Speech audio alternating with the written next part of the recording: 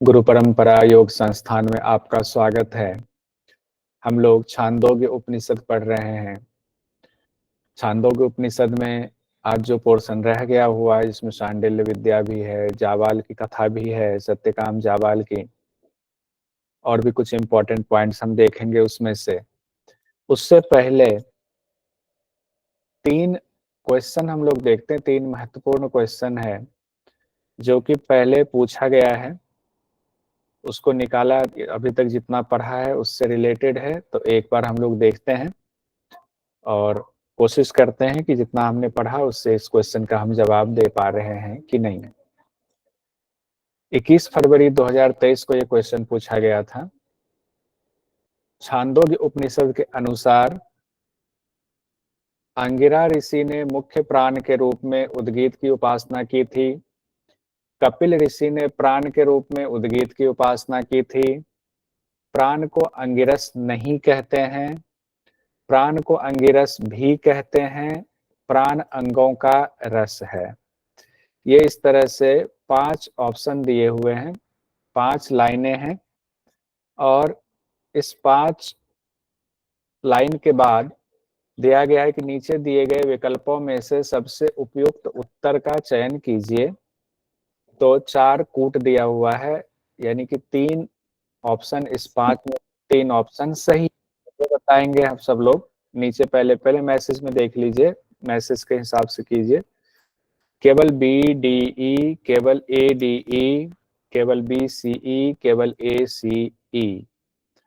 तो मैसेज कीजिए। सेकंड वाला। हाँ, मैसेज करने के लिए भी बोला हुआ है, मैसेज कीजिए, मैसेज कीजिए।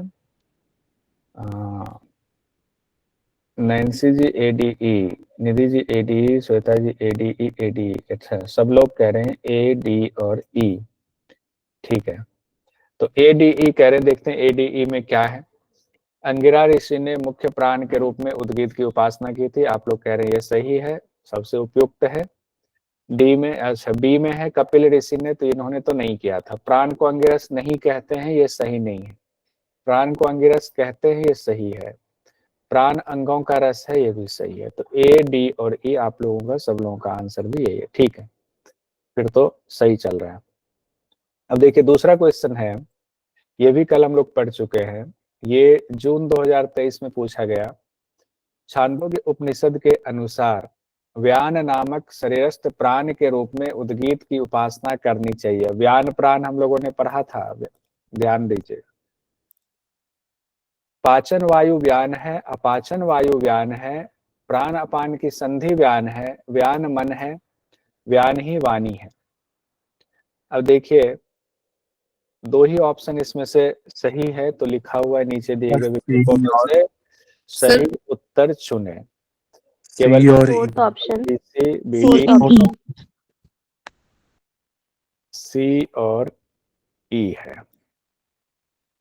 तो आप लोग कह रहे हैं कि पाचन वायु व्यान है, गलत है। अपाचन वायु व्यान है, ये भी गलत है। प्राण अपान की संधि व्यान है, आप कह रहे हैं ये सही है।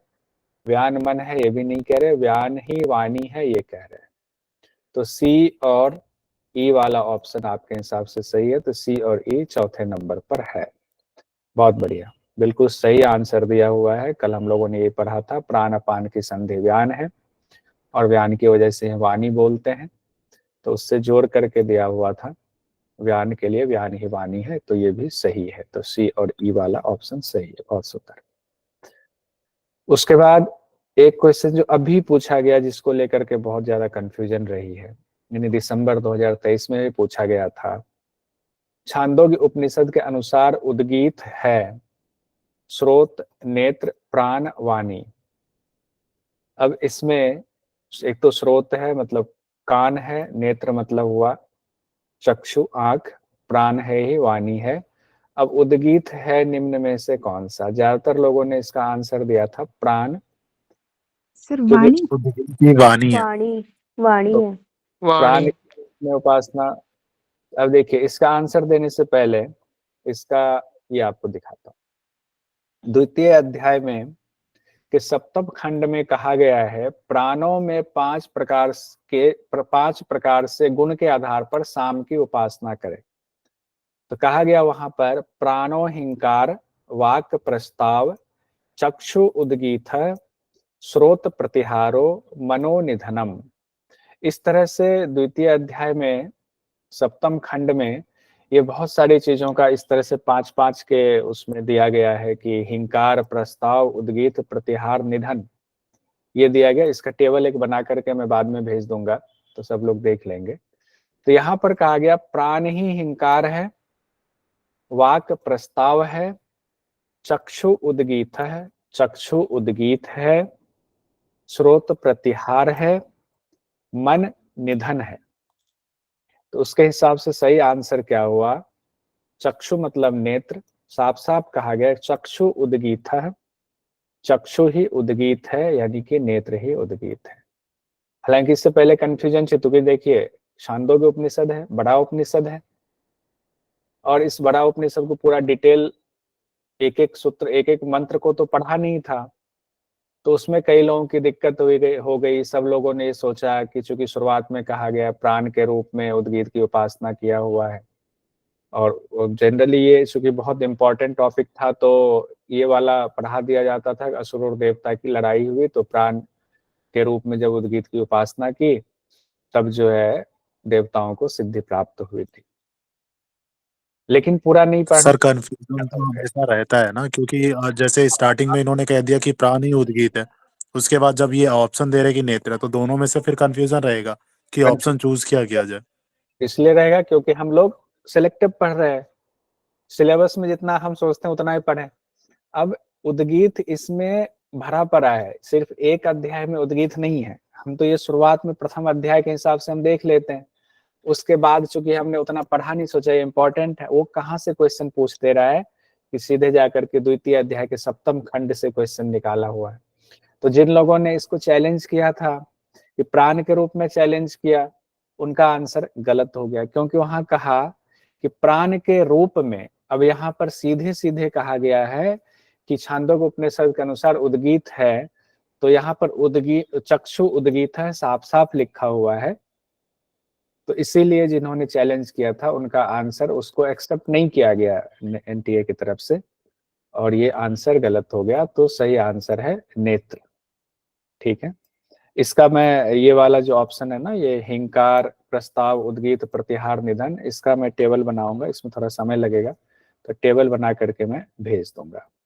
हम लोगों ने यहाँ तक देख लिया था कि भगवान सूर्य भी अपनी जगह परिक्रमा करते रहते हैं, और उस परिक्रमा के दौरान वो भी जब गमन करते रहते हैं तो ओंकार की उपासना करते हैं, ओंकार का उच्चारण करते रहते हैं। उसके बाद अब आगे छांदोग्य उपनिषद में कहा गया है कि परब्रह्म के रूप में उद्गीत की उपासना, परब्रह्म के रूप में उद्गीत की उपासना करेंगे। तो कहते ऋग्वेद और सामवेद उसी पुरुष यानी परमात्मा का वर्णन करते हैं, इसीलिए वह परमात्मा उद्गीत है। क्या क्या? ऋग्वेद और सामवेद उसी पुरुष यानी परमात्मा का वर्णन करते हैं, पूरे ऋग्वेद सामवेद में है, इसीलिए वह परमात्मा उद्गीत है। तो परमात्मा यानी परब्रह्म को उद्गीत कहा गया है, और उस उत का गान करने वाले को उद्गाता कहा जाता है। यानी जो परब्रह्म का ध्यान करते हुए गान करेगा वो उद्गाता हुआ। वह परमात्मा सूर्य से ऊंचे लोकों और देवताओं का नियामक है, यानी सबसे ऊंचे लोक में वो हैं, इसीलिए तो उनसे सब उत्पन्न हुए, तो सबसे ऊंचे ऐसे भी हो गए। देवताओं का भी नियामक है। नियामक मतलब क्या होता है? देवताओं का भी संचालन इन्हीं के द्वारा होता है। अब जब देवताओं का संचालन परब्रह्म करते हैं तो इंसानों का तो करते ही होंगे, इसीलिए देवताओं का कहा गया है कि जो देवताओं का भी नियामक है, उनका वो तो सबके नियामक होंगे। वह परब्रह्म देवों की कामनाओं का पूरक है, यानी देवता भी अगर कुछ कामना करते हैं तो उनकी भी पूर्ति कौन करेंगे? वो परब्रह्म करेंगे, यानी वो सबसे ऊपर है, सुपर पावर हैं, इसीलिए उनको उनकी महत्ता दिखाने के लिए बातें की गई है। उसका हम लोगों ने ये वाला देख लिया क्वेश्चन, आगे देखते हैं। इसके बाद धर्म के 3 स्कंद बताए गए हैं छांदोग्य उपनिषद में, जिसको कहा गया त्रयो धर्म स्कंधा। अगर ये आ जाए कि त्रयो धर्म स्कंधा कहाँ पर है, तो ये छांदोग्य उपनिषद में। स्कंद मतलब क्या होता है? स्कंद मतलब संस्कृत में सीधा और शब्दार्थ तो यही है, स्कंद मतलब कंधा।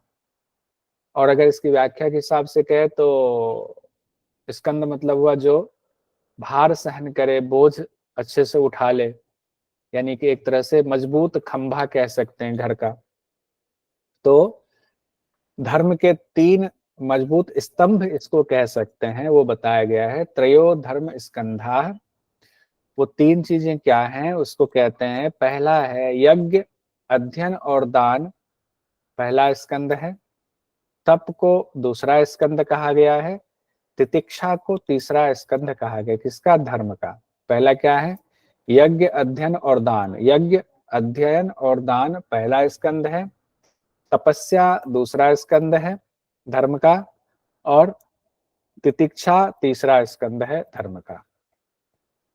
यज्ञ, अध्ययन और दान हम लोग जानते हैं क्या हुआ। अग्निहोत्र वगैरह जो हम करते हैं, वेद आदि का अध्ययन करते हैं, यथाशक्ति हम दान देते हैं जिसकी जितनी क्षमता होती है।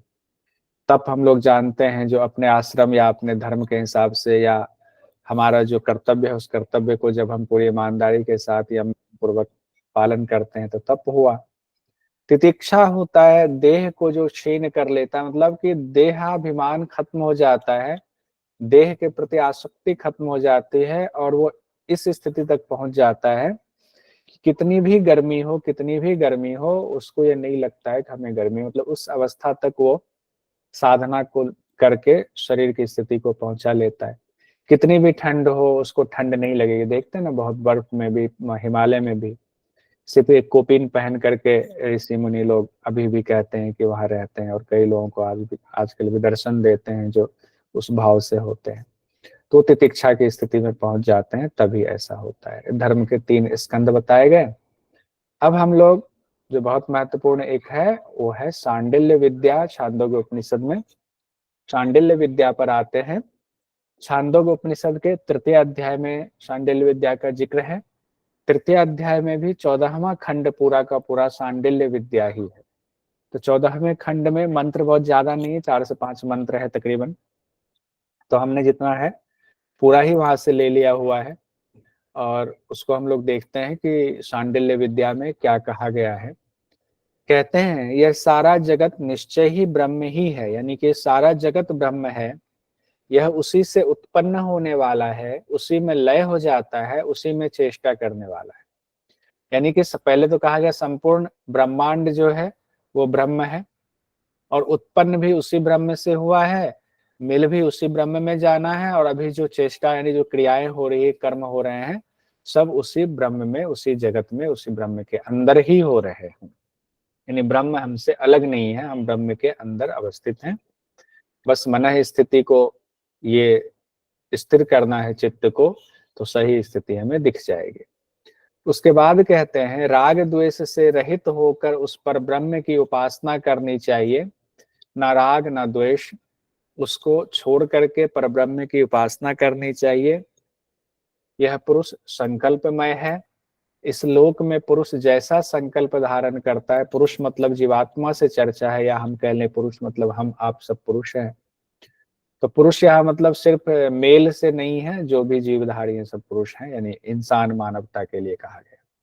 कहते इस लोक में जो पुरुष जैसा संकल्प धारण करता है वैसा ही मरने के पश्चात होता है। यानी हमारे मन में कोई संकल्प ऐसा है और उस संकल्प को हम इस जन्म में पूरा नहीं कर पाए, लेकिन वो इच्छाएं रह गई, संकल्प रह गया, तो अगले जन्म में मरने के पश्चात उसको पूरा करने के लिए फिर हम जन्म लेते हैं।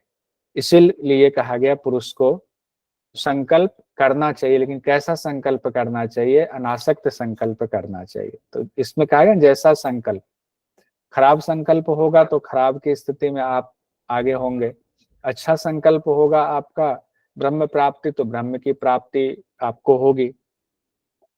अब उसके बाद इसमें शांडिल्य विद्या में बताया गया है कि ब्रह्म का स्वरूप क्या है।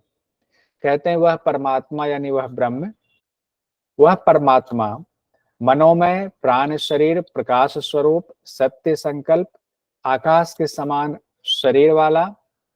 उसके बाद कहते हैं सर्व कर्मा, सर्व काम, सर्व गंध, सर्व रस वाला, संपूर्ण जगत को सब ओर से व्याप्त करने वाला, वाणी से रहित और भ्रम शून्य है, उनको कोई भ्रम नहीं है, क्योंकि उन्हीं में सब उत्पन्न हुआ, तो उनको सब पता है, सब कुछ पता है।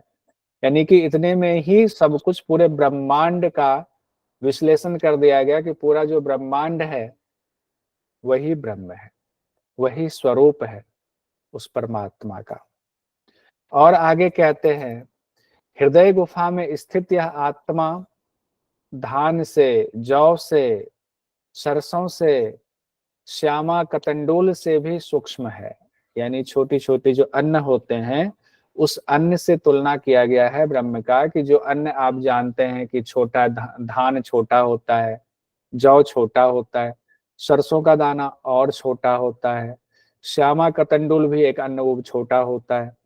तो जितनी छोटी चीजें आप देख पाते हैं, कहते हैं वो उससे भी सूक्ष्म है।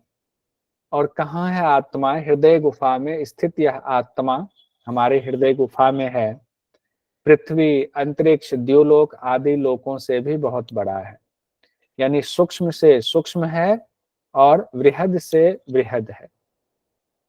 पृथ्वी से भी बड़ा है, अंतरिक्ष लोक से भी बड़ा है, द्युलोक से यानी स्वर्ग लोक से भी बड़ा है, या ब्रह्म लोक, जितने लोक हैं उस लोक से भी बड़ा है। और सूक्ष्म में वो जितना आप सोच सकते हैं उससे भी सूक्ष्म है। कहने का तात्पर्य दो ही चीज पर, छोटा से छोटा और बड़ा से बड़ा उनका स्वरूप है। अब आगे कहते हैं कि इसके बाद हृदय स्थित ब्रह्म और परब्रह्म की एकता, कि ब्रह्म और परब्रह्म जो अभी कहा गया हृदय में स्थित है, जब वो सब हर जगह है तो हृदय में कैसे घुस करके अकेले बैठे हुए, तो क्या फिर हृदय के बाहर नहीं है? तो अब आगे कहते हैं, सर्व कर्मा सर्व काम है, सर्व गंध है, सर्व रस है, सर्वमिदम व्यात्रो वाक्य नादर एष्मा आत्म अंतर हृदयम एतत् ब्रह्म एतत् मितः प्रेत्याभिसंभवितास्मिति यस्य स्याद दधा न विचिकित्सा स्थिति स्वाह सांडिल्यः सांडिल्यः। अब आगे इसका जो पूरा अर्थ है वो ये है कि जो सर्वकर्मा सर्वकाम सर्वगंध सर्वरस से पूर्ण है, संव्याप्त यानी कि सर्वत्र व्याप्त है, जिसको हम लोग कहते हैं ना विभु, विभु मतलब संव्याप्त को ही विभु कहा जाता है। जो वाक रहित है और संशय रहित है, उनको कोई संशय तो हम लोगों को है, हम जीवात्मा इसलिए हमें संशय है। वह आत्मा गुफा में स्थित है, यही ब्रह्म है। शरीर छोड़कर जाने में इसी को प्राप्त होंगे, ऐसा जिसका निश्चय है और जिसे इस विषय में कोई संदेह नहीं है, वह निश्चय ही परब्रह्म को प्राप्त कर लेता है, ऐसा शांडिल्य का कथन है। यानी कि पहले, अब देखिए एक बार फिर से हम शांडिल्य विद्या पर ध्यान देते हैं। पहले कहा गया है कि जिस तरह से जगत की उत्पत्ति हुई सब कुछ ब्रह्म ही है, ब्रह्म की उपासना राग द्वेष होकर के करना चाहिए। और कहा गया है कि क्यों करनी चाहिए, क्योंकि जैसा हम संकल्प करेंगे मृत्यु के बाद वही प्राप्त होता है। तो हमारा संकल्प क्या होना चाहिए? राग द्वेष से रहित होकर के पर ब्रह्म की उपासना और उनमें मिल जाना ही हमारा संकल्प होना चाहिए। इसीलिए कहा गया पुरुष को संकल्प करना चाहिए। अब उसके बाद उस ब्रह्म का स्वरूप बताया गया। स्वरूप में सब कुछ यानी पूरे ब्रह्मांड में जितनी चीजें हैं वो सब कुछ परब्रह्म ही है, वही उनका स्वरूप है। लेकिन आगे कहा गया वाणी से रहित और भ्रम की स्थिति नहीं है, भ्रम शून्य है वो। और रहते कहाँ? हृदय गुफा में रहते हैं, और सूक्ष्म से सूक्ष्म भी हैं और बृहद से बृहद भी है। इतना बृहद की पृथ्वी से भी बड़े हैं, अंतरिक्ष लोक से बड़े हैं, द्युलोक से भी बड़े हैं। और उसके बाद कहा गया है कि उनकी उपासना कीजिए, कि वो संशय रहित वाक रहित है। ये दो चीज ध्यान रखिएगा, बार बार ये आया हुआ है, वाक रहित और संशय रहित ब्रह्म के बारे में कहा गया है। कहते वो आपके हृदय गुफा में हैं, और शरीर छोड़कर जब हम उनका संकल्प लेकर के शरीर छोड़ते हैं और इस तरह से ब्रह्म को जानते हुए और इसमें पूरे भक्ति और विश्वास के साथ हम निश्चय करते हैं, संकल्प करके जब हम आगे अपना जीवन जीते हैं, और उसके बाद जब शरीर हमारा छूटता है तो कहते हैं निश्चय ही हमें ब्रह्म की प्राप्ति होती है, उस ब्रह्म तत्व को हम प्राप्त कर लेते हैं। ऐसा किसने कहा है? तो ऐसा शांडिल्य का कथन है, इसीलिए इसको शांडिल्य विद्या कहा गया है। शांडिल्य विद्या यहाँ पर संपन्न हो गया। अब आप ध्यान रखिएगा कि शांडिल्य विद्या किससे संबंधित है, तो छांदोग्य उपनिषद से संबंधित है। अब आगे हम लोग देखते हैं, कुछ और चीजें बीच बीच से निकाली हुई हैं, छोटी छोटी चीजें, उसको देख लेते हैं एक एक नजर में। क्योंकि बहुत बड़ा उपनिषद है तो उसमें से सब कुछ पढ़ना संभव नहीं है, लेकिन कुछ लगा जो इम्पोर्टेंट है उसको निकाल करके रखा हुआ है। वैसे सिलेबस के मुताबिक तो हम पढ़ चुके हैं। इसी में कहा गया है कि मनुष्य का जीवन किस तरीके से होता है। आयु के बारे में कहा गया है कि पूरे उम्र को 3 भाग में बांटा गया है। पहला कहा गया प्रातः सवन, दूसरा कहा गया है बीच का सवन यानी माध्यम दिन सवन, और उसके बाद अंतिम वाली जो स्थिति है उसको कहा गया तृतीय सवन। तीनों सवन में बताया गया है कि 24 वर्ष का प्रातः सवन होता है। इसको टेबल बना लीजिए कि प्रातः सवन, मध्य सवन, अंतिम सवन कितने कितने वर्ष का बताया गया है मनुष्य जीवन से संबंधित। कहा गया कि शुरुआत के 24 साल जो होते हैं वो प्रातः सवन होता है। सवन का अर्थ यज्ञ होता है। प्रातः सवन एक तरह से जीवन यज्ञ रूप ही है। तो कहा गया है प्राण आदि इंद्रियां ही वसु देवता है। गायत्री छंद 24 अक्षरों वाला है, इसीलिए प्रथम सवन जो होता है वो 24 वर्ष का होता है हमारा। इसके बाद जो बीच वाला सवन है, मध्य सवन जिसको कहते हैं, तो वो कहते हैं वो 44 वर्ष का मध्य सवन होता है। 24 44 24 44। कहा गया प्राण आदि इंद्रियां ही रुद्र हैं, वे ही इस प्राणी समुदाय को रुलाते हैं, ऐसा लिखा हुआ है। यानी कि बहुत कुछ छिपा भी हुआ है इसमें। गुरु के लिए शायद गुरु इसकी व्याख्या करे तो बहुत बृहद व्याख्या करेंगे, एक एक चीज समझ में आएगा। हम लोगों की व्याख्या बस एग्जाम की दृष्टि से होती है, कहीं कहीं हमें लगता है कि हमें अच्छी व्याख्या हमने कर ली है, लेकिन वो व्याख्या अधूरा ही रहता है। सच यही है। तो मध्य सवन कितने वर्ष का बताया गया एग्जाम की दृष्टि से? 44 वर्ष का बताया गया है। और उसके बाद जो अंतिम सवन है वो 48 वर्ष का बताया गया है। उसमें कहते हैं आदित्य की उपासना, चूंकि सवन मतलब यज्ञ करना है, तो अंतिम सवन में कहा गया आदित्य की उपासना करना है, और प्राण आदि इंद्रियां ही आदित्य हैं। तो इस तरह से कुल कितना हो गया? 24, 44 और 48, कुल 116 साल का ये हिसाब किताब बनता है।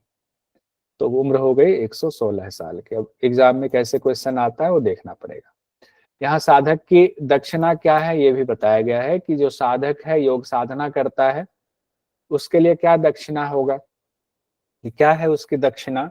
तो कहते हैं तप, दान, सरल स्वभाव, अहिंसा, सत्य वचन आदि जो अच्छे अच्छे गुण हैं जितने, वही साधक की दक्षिणा के स्वरूप होता है। क्योंकि जो अगर संन्यास ले लिया और आप साधना करने लगे तो आपके पास देने के लिए कुछ भी नहीं होता है गुरु को, तब आप क्या देंगे? आप गुरु जैसा कह रहे हैं वही करेंगे। तप दान, अगर कुछ रास्ते में खाने को मिल गया, कोई भूखा है तो उसको अपना ही दे देंगे।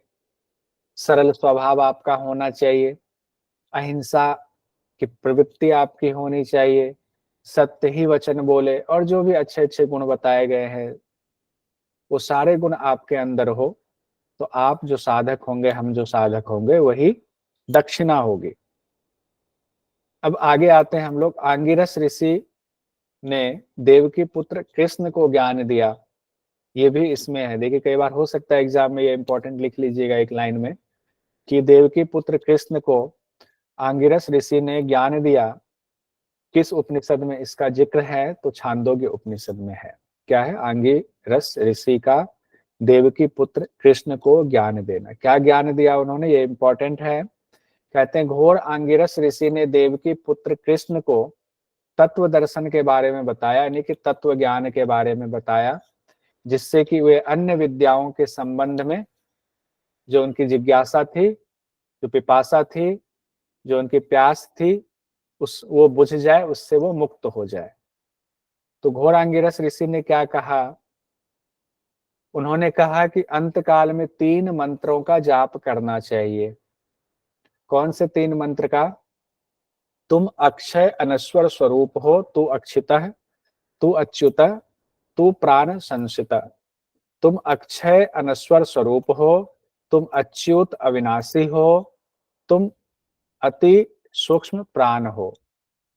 ये भाव, और ये भाव अंतिम समय मरते समय सिर्फ करेंगे तो नहीं होगा। कहने का तात्पर्य ये है कि शुरुआत से ही आपको ये भाव होना चाहिए और अंत समय में भी, ताकि यही भाव बना रहे।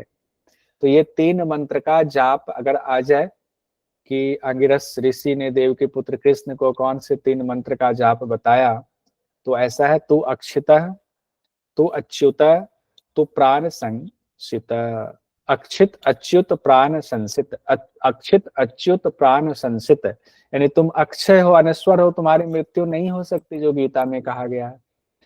तुम अविनाशी हो, अच्युत हो, और तुम अति सूक्ष्म प्राण हो, तो तुम्हारा व्यय नहीं हो सकता है, तुम्हारा खात्मा नहीं हो सकता है। ये 3 मंत्र कहा गया। तो कहते हैं अंतकाल में इस तरह दिव्य भाव रहने से साधक को क्या होता है, सदगति की प्राप्ति होती है। अब छांदोग्य उपनिषद में सृष्टि निर्माण के बारे में कुछ चीजें बताई गई, उसको भी एक नजर देख ही लेते हैं। कहते हैं सृष्टि में क्या हुआ, सबसे पहले कुछ भावात्मक था, असत था, यानी कि शुरुआत में तो कुछ था नहीं, कुछ नहीं था, तो वहां बुलबुला उठा, वो बुलबुला असत से सत हुआ, यानी कार्याभिमुख हुआ। पहले असत था, यानी कार्याभिमुख नहीं था, से बुलबुला उठा, तो बुलबुला कार्याभिमुख हुआ। कार्याभिमुख मतलब कुछ क्रिया संपन्न होनी शुरू हुई। जब क्रिया संपन्न हुई तो अंकुरित हुआ। अंकुरित हुआ तो उससे क्या हुआ, कहते हैं फिर एक अंडे के रूप में वो परिणत हो गया, अपने आप अंडा बन गया, और 1 साल तक वो अंडा उसी प्रकार पड़ा रहा। तो शुरुआत किससे हुई, अंडे से हुई सृष्टि की रचना के क्रम में। और वो अंडा फिर फूटा और 2 भाग में बट गया, 2 टुकड़ों में बट गया। एक टुकड़ा हुआ सोने का और एक टुकड़ा हुआ चांदी का, स्वर्ण और रजत रूप। एक टुकड़ा रजत रूप और दूसरा टुकड़ा स्वर्ण रूप हो गया। तो कहते हैं रजत वाला टुकड़ा ही पृथ्वी है, और स्वर्ण वाला यानी कि सोने वाला टुकड़ा ही द्युलोक है, ब्रह्मलोक है। अब इसमें और व्याख्या की गई है, चूंकि अंडे की बात है, तो अंडे में अगर कोई जीवन पल रहा है तो उसमें भी कुछ ना कुछ तो होगा, उसमें भी कुछ मांस वाला हिस्सा होगा, कुछ उसमें भी धमनियां होंगी। तो उसकी चर्चा कहते हैं। उस अंडे का जो जरायु यानी स्थूल गर्भवेष्ठन था, यानी अंडे का ऊपर का जो शल्क था, छिलका था, वही पर्वत है। जो सूक्ष्म गर्भवेष्ठन था वह मेघों सहित कोहरा है, यानी कि स्थूल वाला हिस्सा वो पर्वत है, और सूक्ष्म वाला हिस्सा उस अंडे का ये जो मेघ सहित कोहरा हमें नजर आता है, जिससे बारिश होती है, सृष्टि का क्रम चलता है, जीवन में महत्वपूर्ण योगदान है, वो कहते हैं सूक्ष्म भाग था उस अंडे का। उसके बाद कहा गया उस अंडे के अंदर जो धमनियां थी, चूंकि अगर कोई जीवन उसमें पल रहा है तो उसमें धमनियां भी होंगी, वो धमनियां ही नदियां हैं, और जो जल था वो जल ही समुद्र है। इस तरह से व्याख्या की गई है। उसके बाद कहते हैं अंडे से और क्या उत्पन्न हुआ, अंडे से तो 2 भाग हो गया था, पृथ्वी और द्युलोक का, लेकिन उसमें से निकला क्या, कहते हैं उस अंडे में जो था और फटने के बाद जो निकला वो क्या निकला, आदित्य निकला, यानी सूर्य। और जब फटने के बाद सोचिए पृथ्वी और द्युलोक का जन्म हुआ और सूर्य भगवान उससे निकले, तो ऐसे तो नहीं हुआ होगा कि यूं ही आसानी से। सिंपल सा, एक छोटा बच्चा भी जब पैदा होता है तो वो रोता है, जोर से चीखता है। तो कहते हैं फिर जोर से शब्द घोष हुआ, बहुत तेज आवाज आई और कोलाहल शुरू हो गया, और उससे, उस कोलाहल से बाकी जो जितने धरती पर जितने जीव हैं, स्थावर और जंगम जीव जितने हैं, उन जीवों की कामनाएं, वो जीव भी उत्पन्न हुए और उनकी कामनाएं भी साथ में उत्पन्न हुई उस कोलाहल से। वो स्थावर जंगम जितने जीव हैं सबकी चर्चा हो रही है कि सारे जीव उत्पन्न हुए और उन जीवों की कामनाएं उत्पन्न हुई। कहते हैं जो इस प्रकार से इस सृष्टि की रचना को ध्यान में रखते हुए इस भाव के साथ आदित्य यानी कि सूर्य भगवान को ब्रह्म मान करके उसकी उपासना करते हैं, कहते हैं फिर उसके पास घोष आते हैं और उसे सुख देते हैं। ठीक है। उसके बाद आगे कहा गया है, एक और सुंदर कहानी है। समय हो गया है 40, ठीक है, इस कहानी को भी देख लेते हैं। ये भी कहानी है, अब बहुत इंपॉर्टेंट नहीं है, लेकिन क्या पता कई बार पूछते जब कहानी थोड़ा सा पढ़ लेते हैं तो आसानी से याद हो जाता है। एक और ब्रह्म ज्ञान की चर्चा है। कहते जनश्रुत नाम के राजा के प्रपौत्र ने गाड़ीवान रैक्य नाम के ऋषि थे, उनसे ब्रह्म ज्ञान लिया था। एक ऐसे ऋषि थे जो थे तो मन से ऋषि, लेकिन वो गाड़ी छकरा चलाते थे और बड़े वैरागी थे। तो जनश्रुत नाम के राजा के प्रपौत्र, कहते हैं जनश्रुत नाम के राजा के जो प्रपौत्र थे उन्होंने बहुत सारी धर्मशालाएं बनवाई थी, हर जगह उन्होंने प्याऊ खुलवाया था, अन्न जल की व्यवस्था कराई थी, कहते हैं धर्मशाला, फिर खाने पीने की पूरा अच्छा व्यवस्था किया हुआ था। लेकिन उनको आत्मज्ञान की, तत्व ज्ञान की जानकारी नहीं थी। खूब पैसा था तो उन्होंने खूब धर्म कार्य किया हुआ था। और एक दिन क्या हुआ, वो राजा गर्मी के समय में छत पर बैठा हुआ था, अपने महल की छत पर।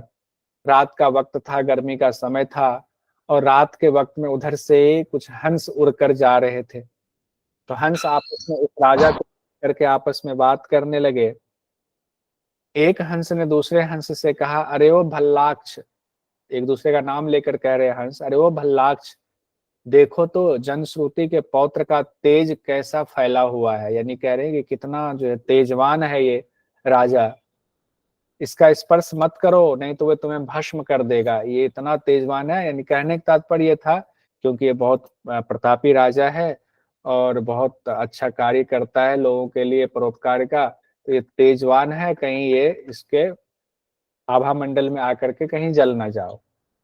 तो जिस हंस को बोला, उस हंस ने पहले हंस से कहा कि तुम क्या बातें करते हो, हंस करके बोला, हंसने लगा। कहा ये राजा तो बहुत तुच्छ है और तुम्हें लगता है कि ये बहुत जो है ज्ञानी है और बहुत ऐसा तेज है कि हम जल जाएंगे। कहा राजा बहुत तुच्छ है। कहा भला तुम किस बात से प्रभावित होकर इसकी तुलना गाड़ीवान रैक्य से कर रहे हो। यानी कि उस हंस ने रैक्य ऋषि को, जो गाड़ी चलाते थे, गाड़ी हाँकते थे, उनके अंदर एक तेज देखा था और अपने दोस्त दूसरे हंस से कहा कि तुम उस गाड़ीवान रैक्य से किस प्रकार से इस राजा की तुलना कर रहे हो, वो तो तेज तो उनके अंदर है। फिर पहले हंस ने हालांकि जिज्ञासावश पूछा कि गाड़ीवान रैक्य किसकी चर्चा कर रहे, कौन से रैक्य की चर्चा कर रहे हो। तो दूसरे हंस ने कहा, अरे तुम भूल गए, प्रजा या साधु जो कुछ भी कार्य करते हैं वे सब रैक्य के धर्म में समा जाता है, वो इतना बड़ा वैरागी है। इस तरह रैक्य की खूब प्रशंसा करने लगे फिर दोनों, कि हाँ रैक्य जो है वो ऐसा है कि जो कुछ भी कोई करता है उसका फल उसको लग जाता है, वो इतना बड़ा प्रतापी है, इतना वैरागी है वो। अब राजा जो है बड़ा उदास हो गया कि हम जो इतना कार्य करते हैं और ये हमें छोड़ करके ये रैक्य की चर्चा कर रहा है। तो वो जो है अपने मंत्रियों को भेजा, ढूंढने लगा कौन है रैक्य भाई जो इतना प्रतापी है और हंस भी उसके बारे में जानता और मुझे तो उसके सामने तुच्छ बता रहा है। उसने सुन लिया राजा ने। फिर राजा ने उस रैक्य को, यानी कि जो गाड़ी चलाने वाले रैक्य थे, उनको कहीं ढूंढा तो आसपास उनकी होगी, लोग जानते होंगे, बताया ये रैक्य है। तो कहा ये तो बड़ा सा मलिन सा दिख रहा है, गाड़ी हाँक रहा है। लेकिन फिर भी राजा ने कहा चूंकि हंस ने कहा है तो जरूर कुछ ऐसी बात होगी। तो उसके पास 600 गाय लेकर के और एक सोने का बढ़िया सा हार, चमचमाता हुआ मणि वाला हार लेकर गए और उसको राजा ने कहा कि ये ले लो और हमें ब्रह्म ज्ञान दे दो कि तुम्हारे बारे में बड़ा सुना है मैंने। अब देखिए अगर वो साधारण से रह के इंसान होते तो कहते हाँ राजा आए हैं, बड़ा उनके पांव छू लेते, उनके पांव में पड़ जाते, अरे आप जो बोलो वो। तो उस गाड़ीवान ने क्या कहा, ए शूद्र, ये संपत्ति तू अपने पास ही रख।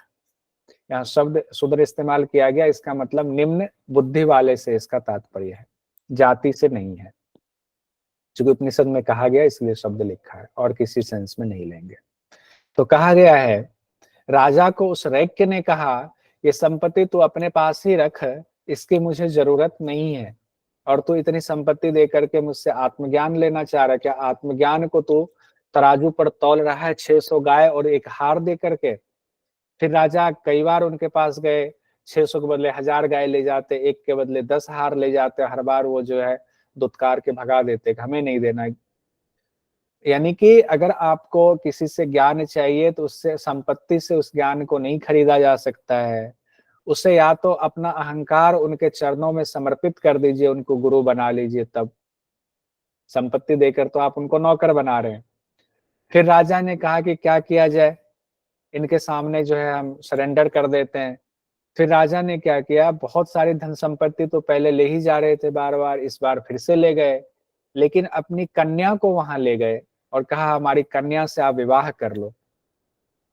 इसका मतलब कि हमने आपके सामने, कहते हैं ना, अब सरेंडर कर दिया। तब यानी कि रैक्य को लगा कि अब राजा का अहंकार त्याग हो गया है, अब मुझे ये सिर्फ एक गाड़ीवान नहीं समझ रहा है, कोई अपनी बेटिया की शादी, अपनी कन्या की शादी कराने आया हुआ है। तब रैक्य ने सोचा वो इसका अहंकार खत्म हो गया है, फिर उन्हें ब्रह्म तत्व का ज्ञान दिया। ये कहानी तो इसमें बस यही है कि गारीवान रैक्य का जिक्र आए किस उपनिषद में, तो छांदोग्य उपनिषद में। अब ये वाला इंपॉर्टेंट है, सत्यकाम जाबाल की एक कथा है, सुनिए इस कथा को, ये भी कहानी है। इसमें ही ब्रह्म के 16 जो गुण हैं, यानी कि कहते हैं ना 16 कला, उसकी चर्चा है। वो 16 कला भी इसमें हम लोग देखेंगे। सत्यकाम जाबाल एक बालक थे और सत्यकाम जाबाल के पिता नहीं थे, माता थी, माता के साथ रहते थे। तो अब उनकी माता सबकी सेवा करने वाली थी, कई जगह व्याख्या में कहा गया थी वो गणिका थी। तो कई पुरुषों की सेवा, अब किस पुरुष से ये बालक पैदा हुआ ये नहीं पता था, कैसे पता हो, तो लेकिन वो थी सत्य बोलती थी। जाबाल, उनकी माता का नाम जाबाल था, सत्यकाम बच्चे का नाम था।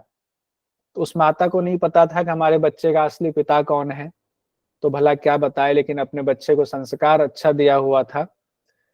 वो बच्चा बोला माँ से कि माँ मैं गुरुकुल जाना चाहता हूँ। तो पहले क्या होता था, गुरुकुल में कोई जाता है तो वहां पर आपको अपना गोत्र बताना पड़ता है कि आप किस गोत्र से हो, आपका उपनयन संस्कार हुआ है या नहीं। उपनयन संस्कार के बाद ही, यानी जनेऊ संस्कार के बाद ही आप शिक्षा ग्रहण करने जा सकते हैं। तो अब इस बच्चे का तो ऐसा कोई गोत्र था नहीं, माता थी गणिका, तो ऐसा कुछ हुआ नहीं। लेकिन बच्चा चला गया कहाँ, ब्रह्मचारी बनकर गुरुकुल में रहना चाहता था, तो गौतम ऋषि के आश्रम में पहुंच गया और गौतम ऋषि से बोला कि हे ऋषि, हे गुरु, मैं यहाँ पर शिक्षा ग्रहण करना चाहता हूँ, आप हमें शिक्षा दें। अब गौतम ऋषि असमंजस में पड़े, बोले तुम कौन हो, अपने बारे में बताओ, तुम्हारा गोत्र क्या है, कहाँ के रहने वाले हो। तो फिर ये अपनी माता के पास गया, पूछ के आया।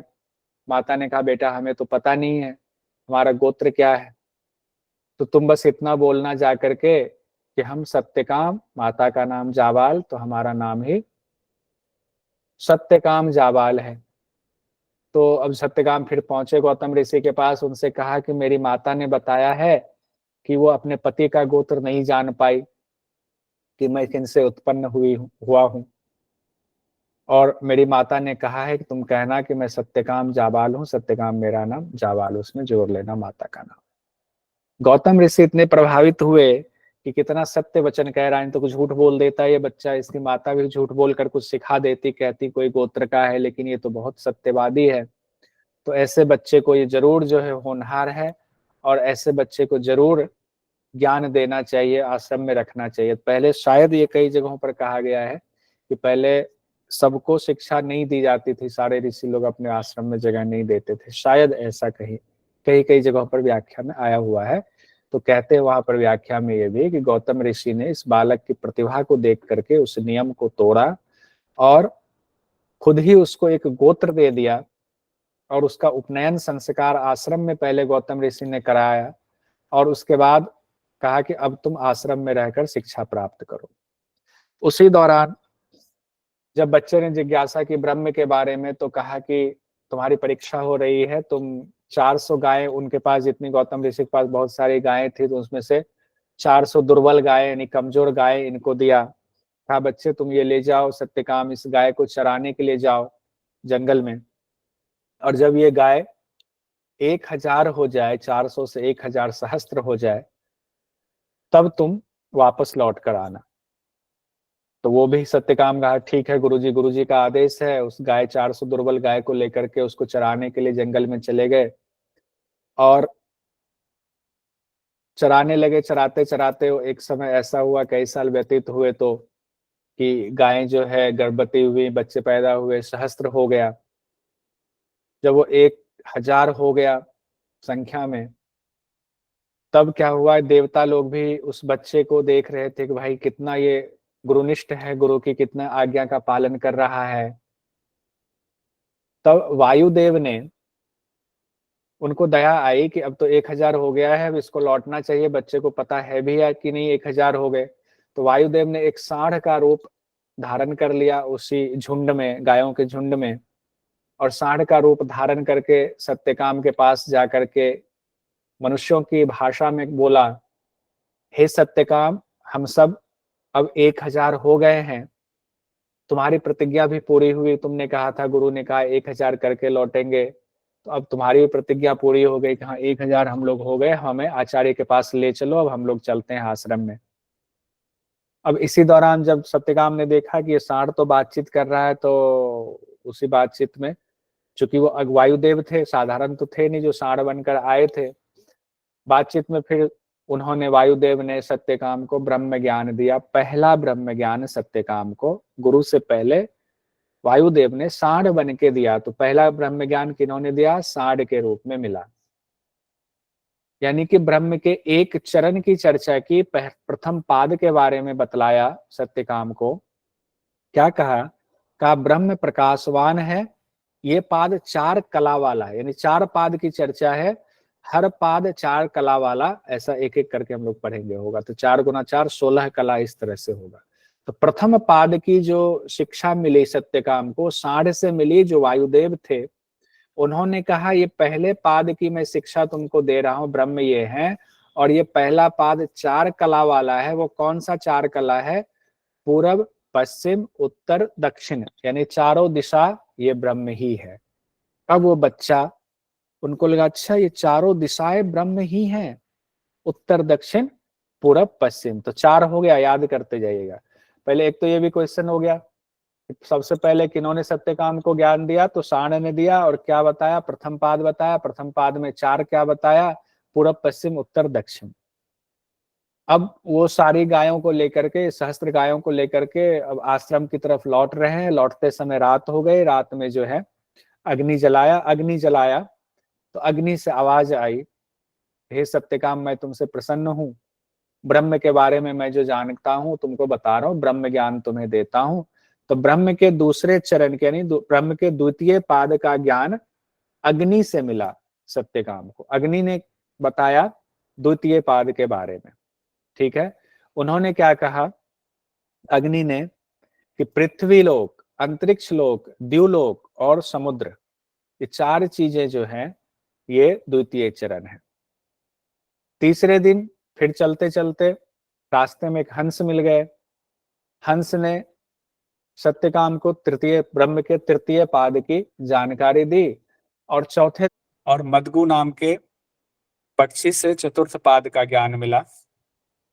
तो सांड ने क्या कहा? ब्रह्म प्रकाशवान है। और प्रकाशवान कैसे? चारों दिशाओं में, उत्तर, दक्षिण, पूरब, पश्चिम, चारों दिशाओं में वो प्रकाशवान है। अग्नि ने क्या कहा? कि वो अनंतवान है, यानी कि उनका कोई खात्मा ही नहीं, कहीं मतलब ये तुम ओर छोड़ नहीं लगा सकते हो। तो उसको कैसा कहा गया? एक शब्द इस्तेमाल किया गया कि ब्रह्म अनंतवान है। ब्रह्म क्या है? ब्रह्म अनंतवान है, ये अग्नि ने कहा। उसके बाद हंस ने क्या कहा? ब्रह्म ज्योतिष्मान है, ज्योति स्वरूप है। और इस प्रकार ज्योति स्वरूप है, जैसे कि अग्नि है, जैसे सूर्य है, जैसे चंद्रमा है, जैसे विद्युत है, इस प्रकार ज्योतिष्मान है। अब मदगु नाम के पक्षी ने क्या कहा? आयतनवान है। आयतनवान कैसे? जैसे प्राण है, चक्षु है, स्रोत है और मन है। तो 16 चीजें क्या हो गई? पूरब, पश्चिम, उत्तर, दक्षिण, 4, पृथ्वी लोक, अंतरिक्ष लोक, द्युलोक और समुद्र। समुद्र इसमें जोड़ा गया, ध्यान रखिएगा। 4 4 8 हो गए। हंस ने कहा अग्नि, सूर्य, चंद्रमा और विद्युत 12 हो गए। मदगु नाम के पक्षी ने कहा था प्राण, चक्षु, स्रोत और मन। प्राण मतलब प्राण, चक्षु मतलब नेत्र, स्रोत मतलब कान और मन जो उभय इंद्रिय है। ये 4 चीजें। और नाम क्या दिया गया? प्रकाशवान, अनंतवान, ज्योतिष्मान और आयतनवान। इस तरह से वो ब्रह्म 16 कला संपन्न है। और जब वो आश्रम पहुंचा सत्यकाम जावाल, तो उसके चेहरे पर ऐसा तेज था जैसे ब्रह्म ज्ञानी के चेहरे पर तेज होता है, क्योंकि सत्यकाम जावाल को ब्रह्म का ज्ञान मिल चुका था।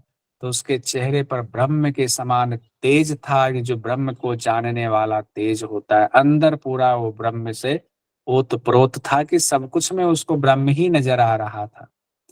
और जब वो आश्रम पहुंचा तो गौतम ऋषि देखकर समझ गए और वो सोचने लगे कि 16 कला संपन्न ब्रह्म का ज्ञान सत्यकाम को आखिर दिया किसने। फिर उन्होंने पूछा कि तुम्हें किसने 16 कला संपन्न ब्रह्म का ज्ञान दिया है। तो सत्यकाम ने सारी कथा कह सुनाई कि मुझे पहले सांड ने, फिर अग्नि ने, फिर हंस ने, फिर मदगु नाम के पक्षी ने ये बातें बताई। तो गुरु ने कहा तुम्हें तो ब्रह्म ज्ञान मिल गया हुआ है। लेकिन सत्यकाम जाबाल कहाँ मानने वाले थे। उन्होंने गुरु के चरण पकड़ लिए और कहा कि जब तक ज्ञान गुरु से ना मिले तो ज्ञान किसी काम का नहीं है। कहा आप हमें ज्ञान दें। अभी तक जो हम जान पाए वो तो ठीक है, लेकिन जब तक आपके मुख से वो ज्ञान हमें ना मिले तो वो हमारे किसी काम का नहीं होगा। तो गौतम ऋषि ने फिर से उसी 16 कला संपन्न ब्रह्म का ज्ञान सत्यकाम जाबाल को दिया। तो इस तरह से सत्यकाम जाबाल को ब्रह्म का ज्ञान प्राप्त हुआ। और आगे छांदोग्य उपनिषद में कहा गया है कि यज्ञ का क्या महत्व है वो बताया गया है। कहते हैं जिस तरह इस संसार में भूखा बालक सब प्रकार से माँ की उपासना करते हैं, ठीक उसी तरह संसार के समस्त भूत यज्ञ की प्रतीक्षा करते हैं, क्योंकि यज्ञ ही उन्हें पुष्ट करता है। संसार के समस्त भूत क्या करते हैं? यज्ञ की प्रतीक्षा करते हैं, क्योंकि यज्ञ से उन्हें पुष्टि मिलती है।